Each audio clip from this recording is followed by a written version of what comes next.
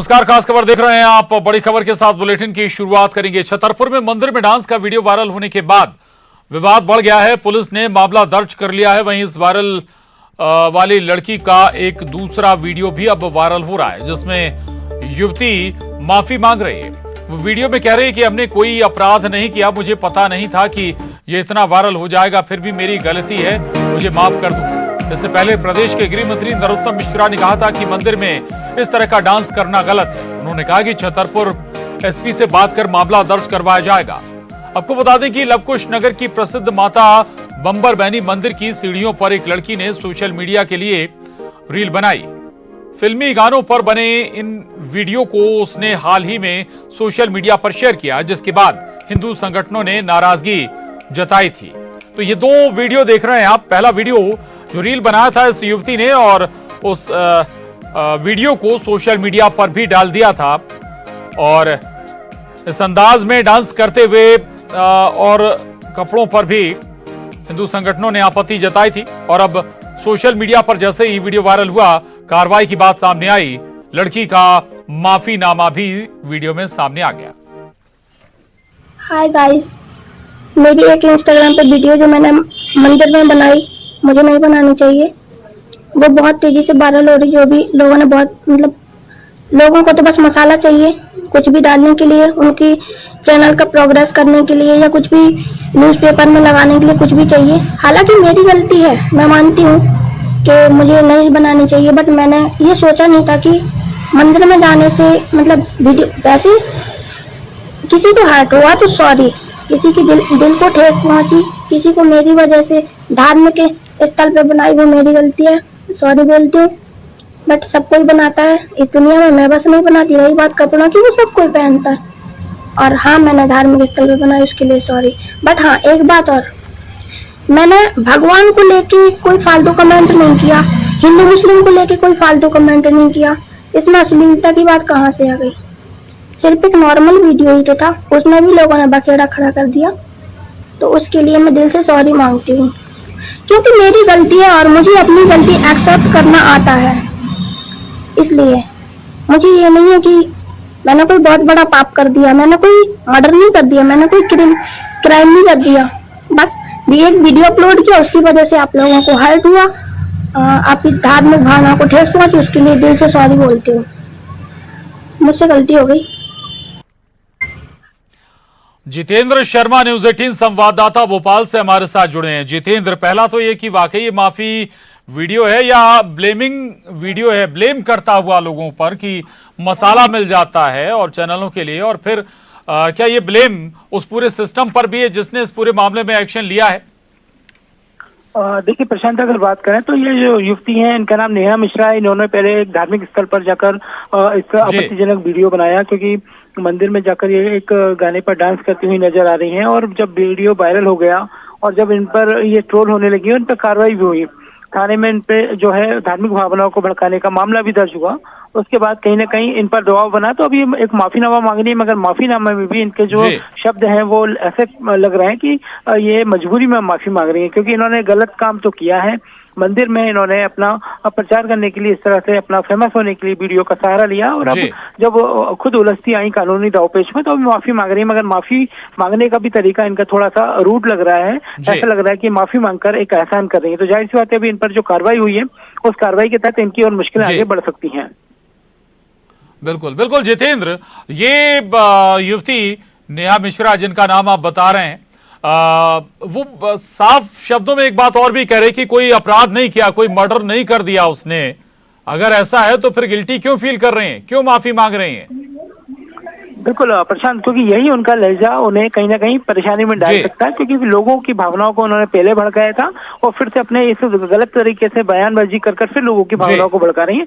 अगर ये सॉफ्ट तरीके से लोगों से माफी मांग लेती तो अलग बात थी, मगर इन्होंने पहले धार्मिक स्थान पे जाकर ऐसा जो है डांस किया, उसको वायरल किया। उसके बाद अब जब माफी मांगने की इनकी बारी आई, तो माफी मांगने में भी कहीं ना कहीं बनाने में किसी को कोई आपत्ति नहीं, लेकिन कम से कम धार्मिक स्थानों को तो छोड़ दें। जी शुक्रिया जितेंद्र, धन्यवाद आपका जानकारी के लिए। तो ये दो वीडियो, पहला वीडियो नेहा मिश्रा का जो एक धार्मिक स्थल पर माता दरबार की सीढ़ियों पर बनाया गया था, और जब ये सोशल मीडिया पर वायरल हुआ और जब संगठनों ने इस पर आपत्ति जताई तो दूसरा माफीनामा वाला वीडियो भी आ गया, लेकिन वो भी आपत्तिजनक नजर आता है।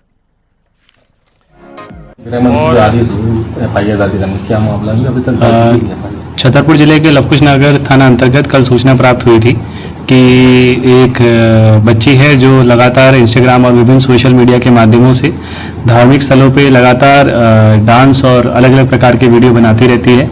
इसमें आवेदन प्राप्त हुआ था कल, जिसकी जांच की गई और जांच के आधार पर आज संज्ञेय अपराध पाने पर FIR इसमें 295 के तहत दर्ज की गई है। आगे बढ़ेंगे। सूरजपुर से बड़ी खबर है, जहां गैंगरेप के 2 फरार आरोपी गिरफ्तार किए गए। नाबालिग से गैंगरेप का ये मामला है। गर्भवती होने पर पीड़िता ने खुलासा किया था। मामले में पहले से 5 आरोपी गिरफ्तार हो चुके हैं और गिरफ्तार आरोपियों में 2 नाबालिग भी शामिल हैं। अभी भी मामले में कई आरोपी फरार हैं।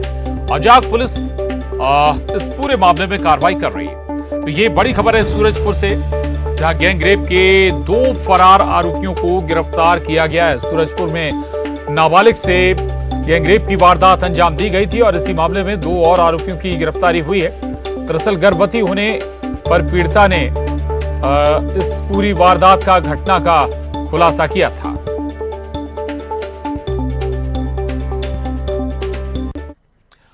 खबर ग्वालियर से। ग्वालियर में रेड लाइट एरिया के नाम से बदनाम बदनापुर में आज पुलिस प्रशासन की टीम ने ऑपरेशन शक्ति शुरू कर दिया है। क्राइम ब्रांच पुलिस और जिला प्रशासन की 15 सदस्यीय टीम आज ग्वालियर के इस गांव में पहुंची। दरअसल इस गांव में 3 बच्चियां मिली थीं जिनके दस्तावेज नहीं मिले थे और आरोप ह्यूमन ट्रैफिकिंग के थे। इसी के चलते पुलिस ने यहां आज ऑपरेशन शक्ति शुरू किया। क्राइम ब्रांच की महिला अधिकारी के साथ ही पूरी टीम घर घर दस्तक दे रही है। यहां हर घर में बच्चियों के आधार कार्ड, जन्म प्रमाण पत्र सहित अन्य दस्तावेज खंगाले जा रहे हैं।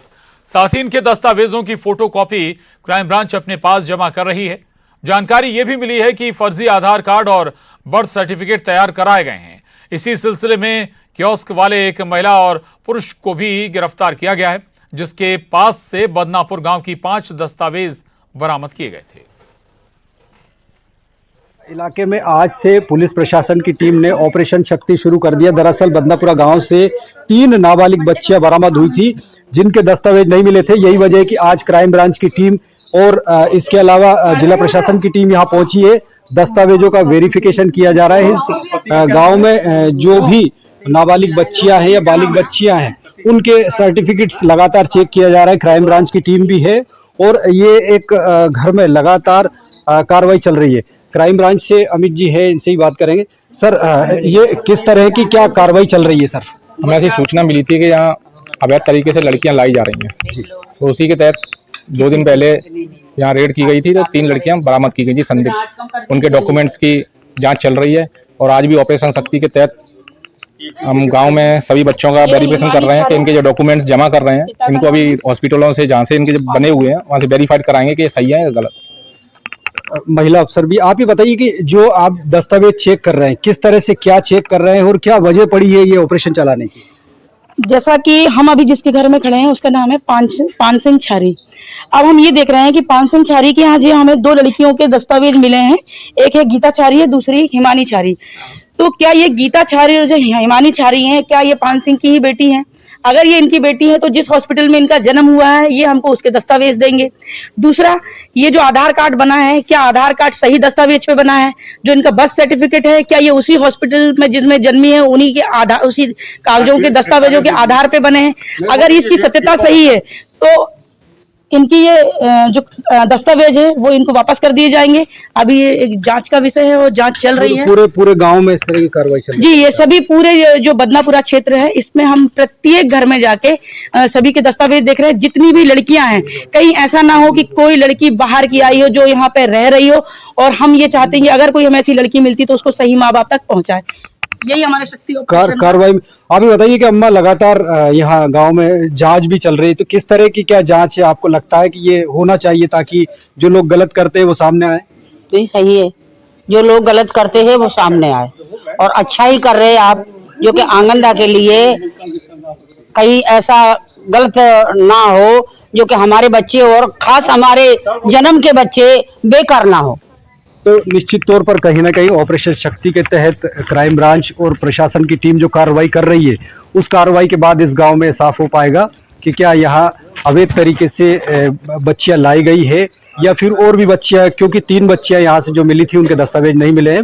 और ये बात भी सामने आई है कि जो दस्तावेज बनाए गए हैं, कई दस्तावेज फर्जी तरीके से भी बनाए गए हैं। इसी मामले में 2 लोगों की गिरफ्तारी भी की है क्राइम ब्रांच ने। तो निश्चित तौर पर अब ऑपरेशन शक्ति के तहत एक बड़ी कार्रवाई शुरू कर दी प्रशासन ने, और अब इस कार्रवाई के बाद इस गांव में अगर अनैतिक गतिविधि चलाने वाले लोग हैं तो वो भी सामने आएंगे। सुशील कौशिक, न्यूज़ 18 ग्वालियर। आगे बढ़ेंगे। मंदसौर जिले के सीतामऊ तहसील के गांव सुरजनी में रविवार की रात्रि में गरबा आयोजन के दौरान वर्ग विशेष के लोगों द्वारा गरबे में पथराव कर उपद्रव फैलाने की कोशिश हुई थी, जिसको लेकर स्थानीय प्रशासन ने कार्रवाई करते हुए 19 लोगों के खिलाफ मुकदमा दर्ज किया है। प्रशासन ने 3 मकानों को चिन्हित करके आपराधिक किस्म के लोगों के मकानों पर बुलडोजर चलाया।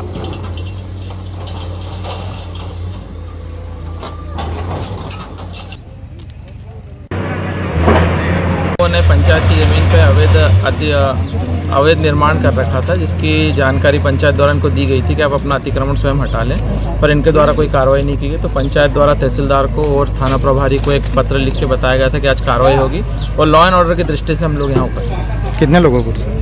आज 3 लोगों के ऊपर कार्रवाई की जा रही है। सर, कुल कितनी लागत का जो अवैध मकान? ये लगभग 1 से 2 करोड़ की लागत के मकान दिख रहे हैं। सर, पूरा मामला क्या था? अभी कुछ दिन पूर्व यहाँ पर नवरात्रि के गरबा पांडाल में गरबे हो रहे थे, जिसमें कुछ असामाजिक तत्वों द्वारा पत्थरबाजी करके वहाँ शांति भंग करने का प्रयास किया गया, जिसके बाद उनके 20 लोगों के खिलाफ 307 की कार्रवाई की गई। कुछ मुजरिमों को पुलिस द्वारा पकड़ भी लिया गया। 6-7 मुजरिमों को पकड़ा जा चुका है। शेष के खिलाफ जो जिनके अतिक्रमण है और पूर्व में भी इनके आपराधिक। खबर सूरजपुर से, जहां धर्मपुर जंगल में 29 हाथियों का झुंड बीते 3 दिनों से डेरा डाले हुए। धर्मपुर भरदा गांव समेत दर्जनों गांव में रोजाना शाम ढलते ही हाथी रिहायशी इलाकों में पहुंच जा रहे हैं और हाथी जमकर फसलों को नुकसान भी पहुंचा रहे हैं। दहशत के मारे ग्रामीण सुरक्षित स्थानों पर जाने को मजबूर हैं। इस बार पहले से ही फसलों पर मौसम की मार झेल रहे किसानों को दोहरी मार झेलनी पड़ रही है।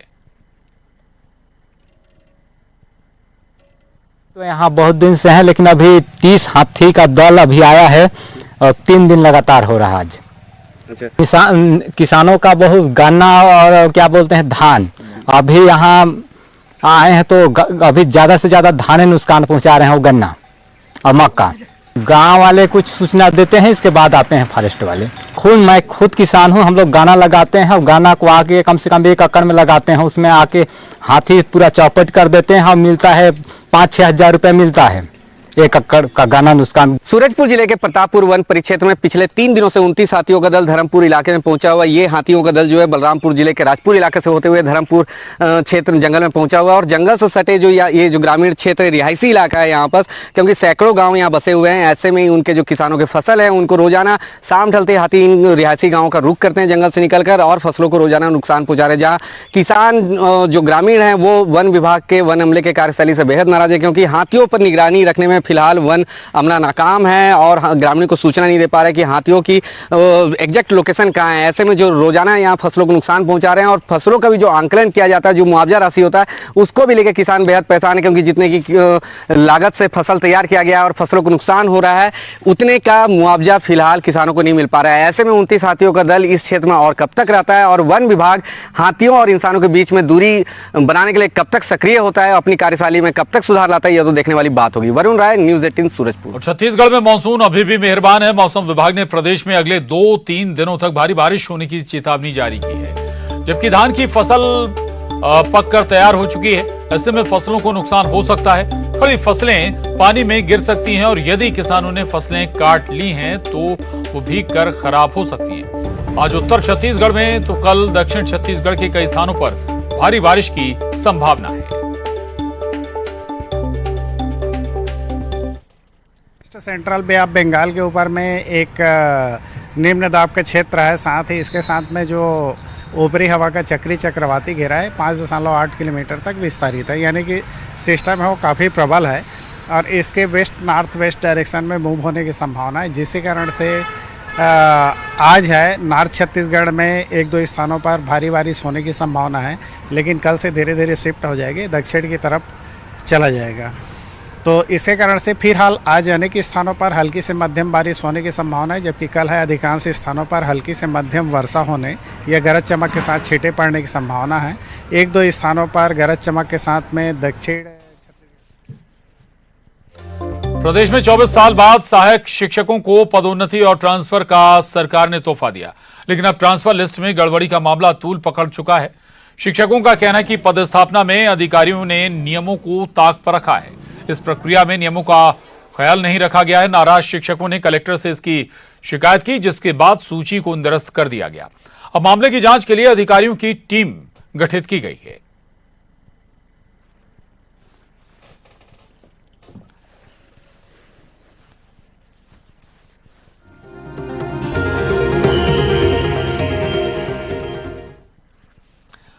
बिलासपुर नवरात्र के महानवमी पर 51 शक्तिपीठों में एक प्रसिद्ध सिद्ध शक्तिपीठ मां महामाया मंदिर में माता का 4.25 किलो सोने से राजश्री श्रृंगार किया गया है।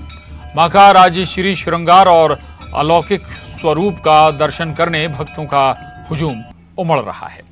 सुबह से ही मंदिर में भक्तों की लंबी कतार लगी हुई है। हर साल की तरह इस साल भी मां महामाया मंदिर में सालों पुरानी परंपरा निभाई गई।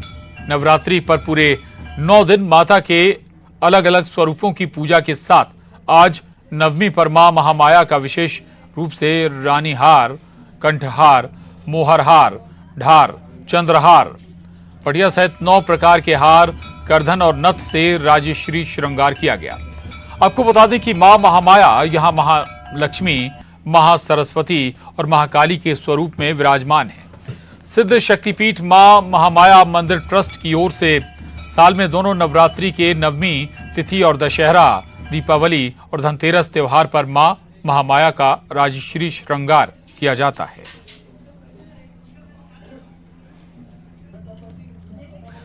वहीं सीएम भूपेश बघेल ने महानवमी की शुभकामनाएं दी हैं। प्रदेशवासियों को बधाई और शुभकामनाएं मुख्यमंत्री भूपेश बघेल ने दी हैं।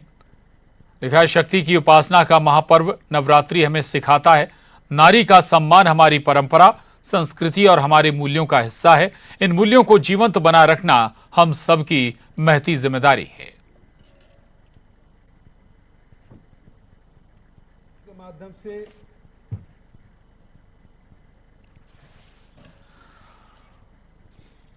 वहीं कवर्धा में जगत जननी मां जगदम्बे की आराधना और उपासना के 9 दिवसीय महापर्व के आखिरी दिन जिले में जगह जगह देवी मंदिरों में धार्मिक कार्यक्रम आयोजित किए गए। हवन पूजन और भंडारे के साथ परंपरानुसार कलश और जवारे विसर्जन किए जा रहे हैं। मंदिर समिति की ओर से नदी तालाब में विसर्जन कर रहे हैं। इस दौरान माता के जसगीत के साथ श्रद्धालु जमकर झूमते नजर आ रहे हैं।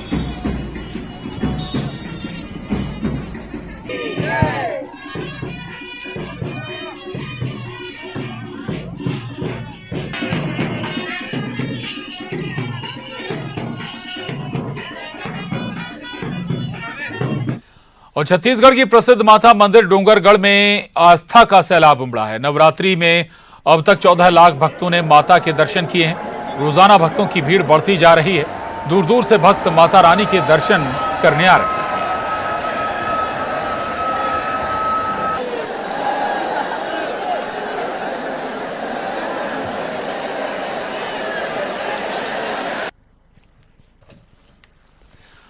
और आगे बढ़ेंगे। भोपाल के कालीबाड़ी मंदिर में मां दुर्गा की पूजा में अमिताभ बच्चन की नातिन नव्या नवेली अपनी परनानी और परिवार के साथ पहुंची हैं। आपको बता दें कि इस बार जया बच्चन यहां पूजा में नहीं पहुंच पाई हैं।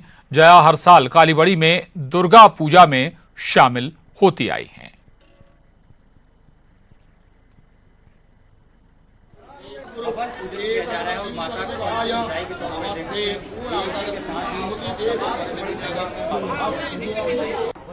कालीबाड़ी में नवरात्रि की धूम है और आप देखेंगे कि मां दुर्गा यहाँ पर विराजमान है और सभी लोग पूजा पाठ पूजा अर्चना कर रहे हैं। और यहाँ पर अगर देखा जाए तो जो फिल्म अभिनेता बिग बी अमिताभ बच्चन और उनकी परिवार हमेशा हर साल इस बार पूजा के लिए पहुंचते हैं। और आप देखेंगे कि अमिताभ बच्चन की जो पोती है नव्या, वो भी यहाँ पर पहुंची है उनके परिवार के साथ। उनसे बात करने की कोशिश करें। नव्य, आप यहाँ पे पूजा करने के लिए पहुंचे कालीबाड़ी में पहली बार, हर बार परिवार पहुंचता है, किस तरीके से पूजा अर्चना आपने देखी और आस्था से जुड़ाव आपका? नहीं, बहुत अच्छा लगा है आकर पूजा करने। हर बार आपकी नाना हमेशा यहाँ पर पहुंचते हैं, इस बार आप परिवार मौसी और इन सब के साथ यहाँ पर आ पाए हैं? हाँ बिल्कुल। और बिलासपुर से इस वक्त की बड़ी खबर है, 3 छात्राओं के लापता होने का मामला। तीनों छात्राओं को पुलिस ने बरामद किया है। दमन और दीव से पुलिस ने इन्हें बरामद कर लिया है। पुलिस ने 2 युवकों को भी गिरफ्तार किया है। बिलासपुर आने के बाद पुलिस मामले का खुलासा करेगी। 27 सितंबर को तीनों छात्राएं घर से स्कूल जाने के दौरान लापता हो गई थी। तो ये बड़ी खबर है बिलासपुर से। दरअसल 3 छात्राओं के लापता होने के मामले में तीनों छात्राओं को पुलिस ने दमन और दीव से बरामद किया है। पुलिस ने 2 युवक को भी गिरफ्तार किया है। बिलासपुर आने के बाद माना जा रहा है कि पुलिस इस पूरे मामले का विस्तार से खुलासा करेगी। 27 सितंबर को तीनों छात्राएं घर से स्कूल जाने के दौरान लापता हो गई थी और अब जाकर इन तीनों छात्राओं को बरामद कर लिया गया है। इसके अलावा 2 युवकों को भी गिरफ्तार किया है पुलिस ने। और ये तीनों छात्राएं कैसे दमन और दीव पहुंच गई, ये अपने आप में सवाल है। और चूंकि अचानक से तीनों छात्राएं लापता हो गई थीं। और इसके साथ ही बुलेटिन में बस इतना ही। खबरों का सिलसिला जारी है।